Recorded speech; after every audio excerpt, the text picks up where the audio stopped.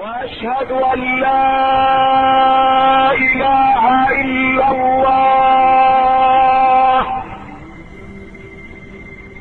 نزل الامين جبريل على الامين محمد صلى الله عليه وسلم ذات ليلة فوجده يبكي، فقال الامين جبريل: يا رسول الله ما يبكيك؟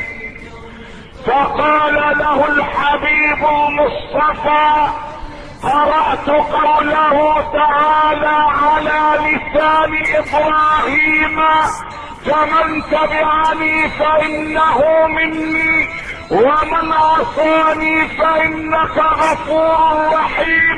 وقرأت على لسان عيسى: ان تعذبهم فانهم عبادك وان تغفر لهم فانك انت العزيز الحكيم.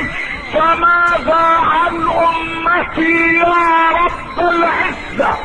وصعد الامين جبريل الى المقامات العلية وهبط على الحبيب المصطفى وقال له: السلام، يقرئك السلام ويقول لك: لا تبكي، سنرضيك في امتك ولسوف يعطيك ربك فترضى.